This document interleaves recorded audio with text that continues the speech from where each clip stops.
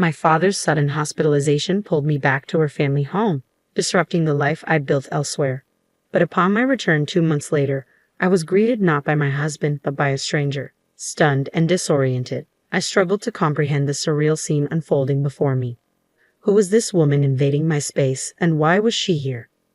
Then my husband materialized, delivering the bombshell I never saw coming. "We've been divorced for 2 months," he announced coolly, adding insult to injury by revealing his plans to sell our home and claim the proceeds as alimony.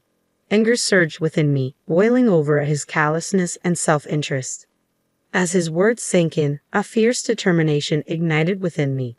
"You have no idea what's coming," I seethed silently, vowing to reclaim control of my life. "I'm Kathy, aged 42, and it's been 3 tumultuous years since I hurried into marriage on the cusp of 40. The once blazing flame of our love has dimmed to a mere flicker, overshadowed by the drastic changes in my husband, Bob, once the epitome of kindness. His transformation is staggering, leaving me yearning to scream out my frustration to the world. Just leave him, right? You might assume it's that simple, but for me, it's far more complicated. There's a reason I can't bring myself to walk away. My father, living alone back home, I can't bear the thought of burdening him with worry. My mother passed away before I even found love, let alone marriage, depriving her of the joy of grandchildren. Saying my final goodbyes to my mother without any significant news to share left a lasting mark on me. I couldn't bear to add to my father's concerns. Divorce isn't just about me, it's about sparing him unnecessary pain. Besides, I'm not particularly attractive or outgoing. Who would want a divorced woman in her 40s? If I end things, it's game over. So I resign myself to endure, repeating this mantra to quell any thoughts of leaving. Despite both my husband and I being full-time employees with similar incomes and work schedules, he acts as though he's the sole provider of our lifestyle. From the beginning of our marriage, he's assumed the role of the master of the house. "Where's my dinner? Why isn't it ready?" he demands upon my arrival home. "I've just walked in too. If you're hungry, why not help out?" I respond. "Why should I, a man, have to pitch in? Who do you think affords this lifestyle?" he retorts. Using gender as an excuse? That's outdated. Are people still making such chauvinistic remarks these days? I find myself constantly at odds with my husband, Bob, unable to contain my frustration. His responses to me are consistently patronizing, and this cycle has persisted for about a year now, with Bob's attitude only deteriorating. I've long ceased yearning for the way things used to be between us. To minimize our time together, I make a concerted effort to stay out on weekends and take breaks whenever possible. Being home with Bob, even on my days off, feels stifling. Thankfully, as long as I keep up with the housework, Bob remains silent on that front, a small silver lining in my unfortunate situation.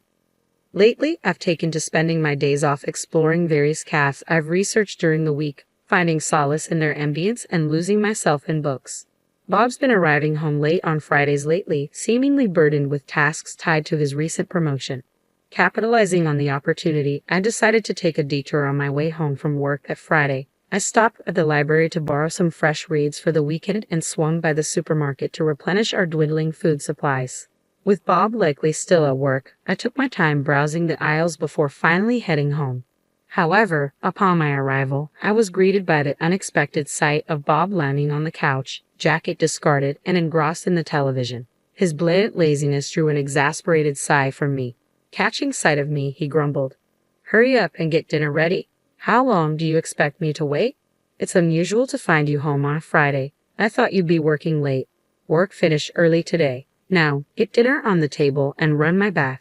Suppressing my irritation, I made my way to the kitchen. As I worked on dinner, I took breaks to tidy up the bathroom.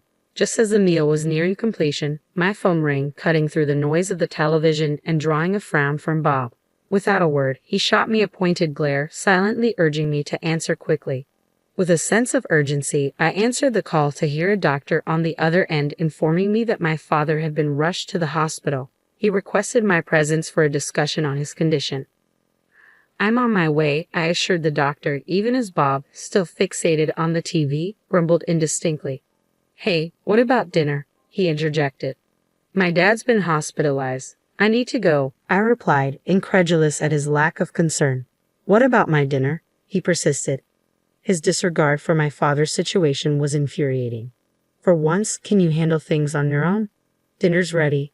Help yourself, I retorted, unable to conceal my frustration.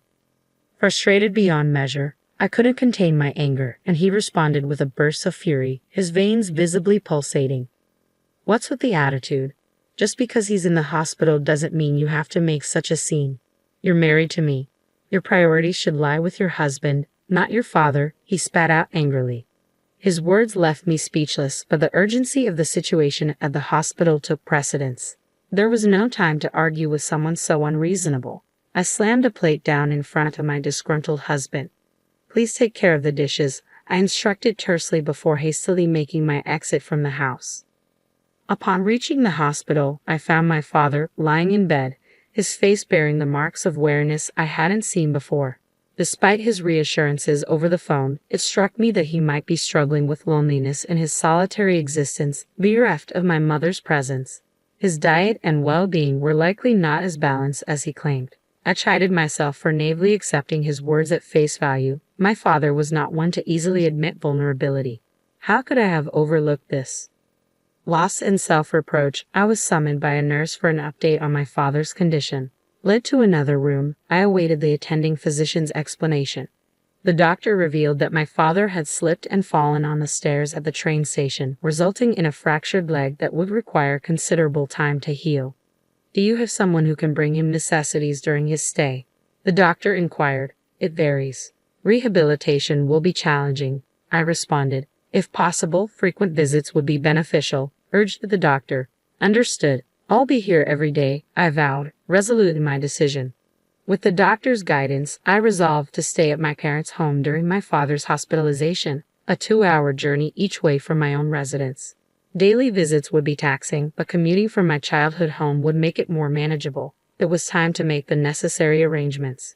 Leaving the hospital while my father rested, I returned home around noon on Saturday. My husband was nowhere to be seen, but he arrived later in the evening.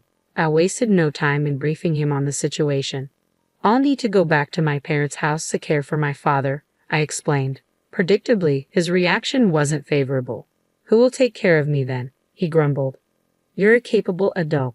Can't you manage your own affairs? Even amidst your father-in-law's struggles, your concern remains solely on yourself. Can't you show a little cooperation? I shot back, exasperated. That's preposterous. It's only natural for a wife to tend to her husband, he retorted, his words a familiar refrain that only fueled my frustration. Fed up with his self-centered attitude, I proposed a compromise. Why don't we transfer my father to a local hospital? That way, I can balance caring for him with household chores. Fine, do that, he agreed, seemingly unfazed. But in exchange, I expect us to accommodate my father once he's discharged. We'll need to monitor his health with regular doctor visits, I stipulated. At the mention of living together, my husband's face contorted in clear disgust. No chance, we're not living together, Bob insisted firmly. Then let me go back to his place, I countered. In the end, Bob's response was a dismissive, do whatever you want, signaling the end of the conversation.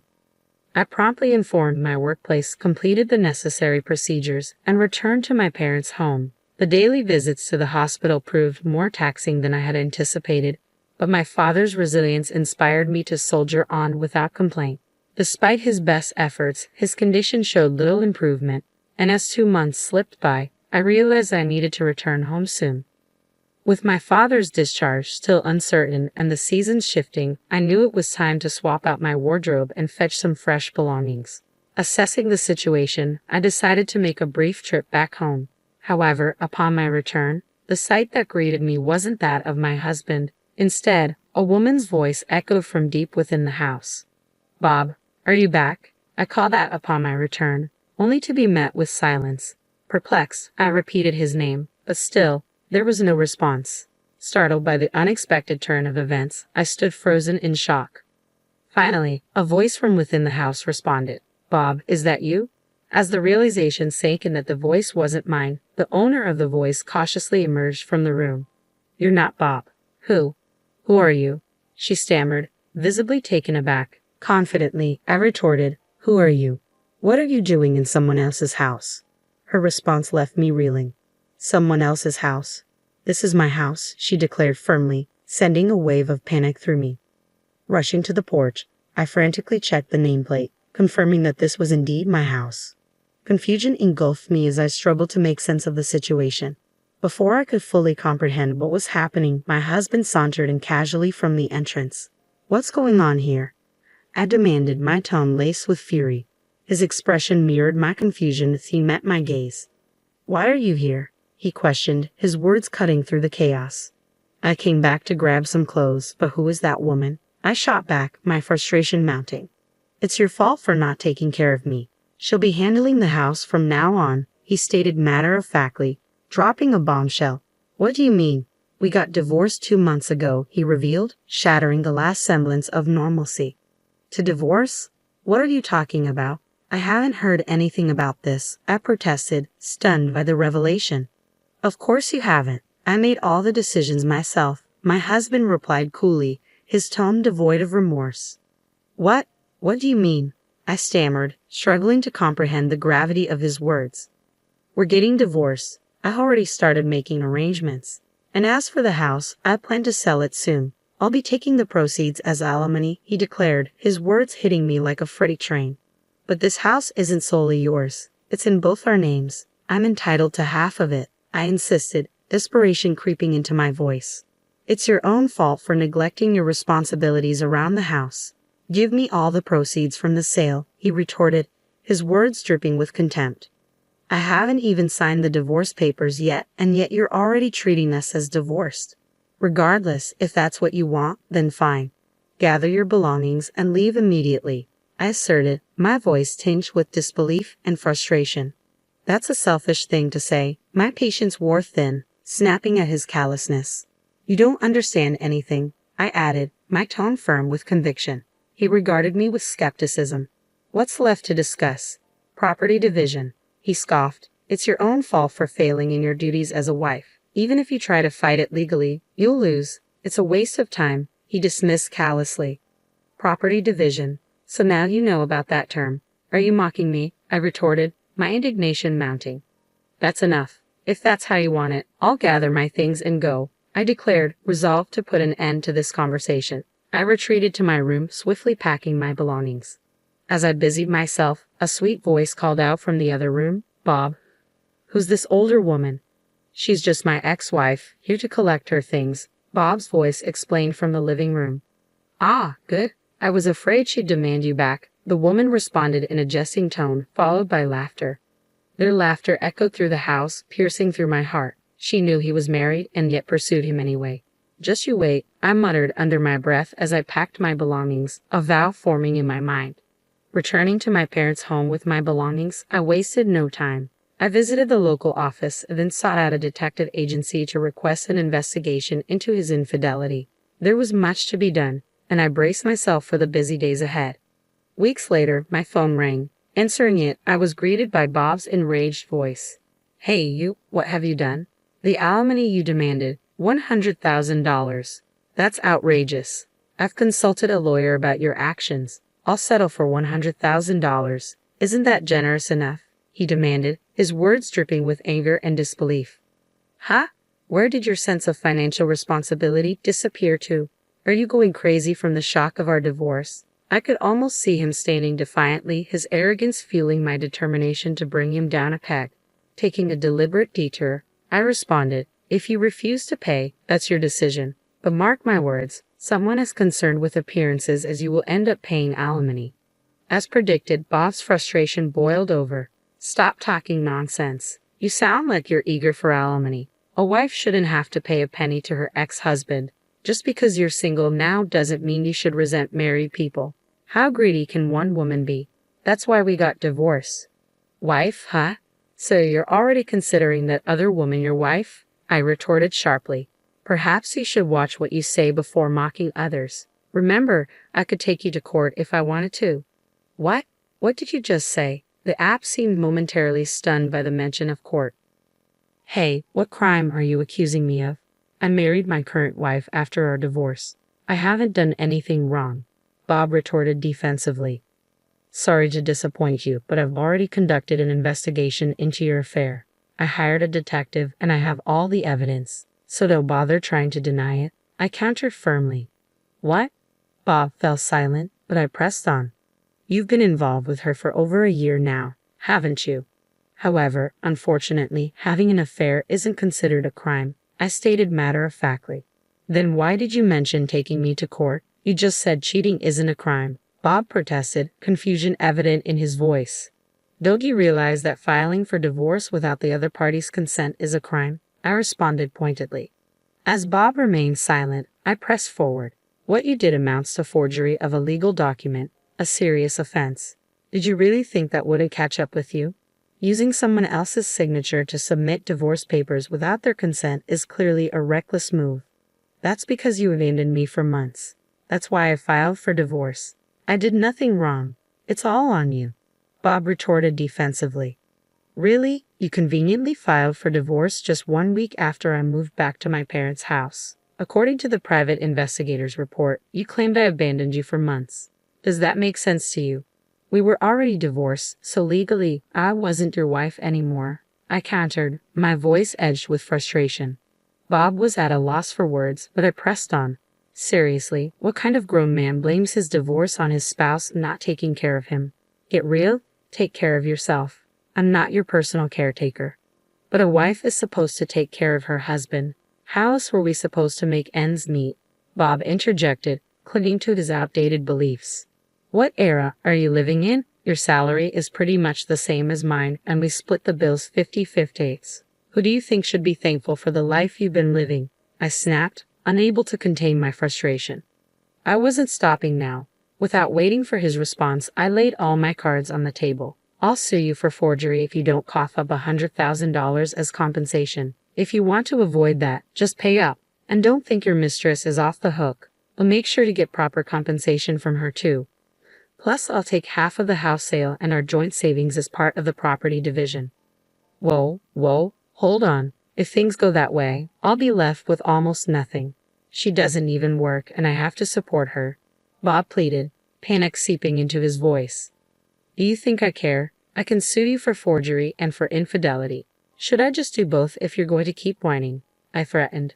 Fear evident in his silence, Bob abruptly hung up. Always concerned about his public image, he chose to pay the compensation without taking it to court. He ended up having to pay the compensation claims from his mistress as well. Between the property division and the compensation for his mistress, Bob was left with nothing. He struggled to make ends meet, living each day on the edge.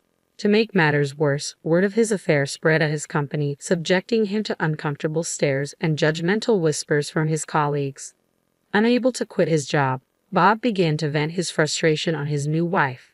Their once loving relationship quickly deteriorated, devolving into constant arguments. Their relationship was now reportedly at its worst. Meanwhile, I requested a transfer to a branch near my parents' house. My father was discharged from the hospital without any complications, and we settled into a peaceful life together. I am committed to showing my filial piety by taking good care of him from now on.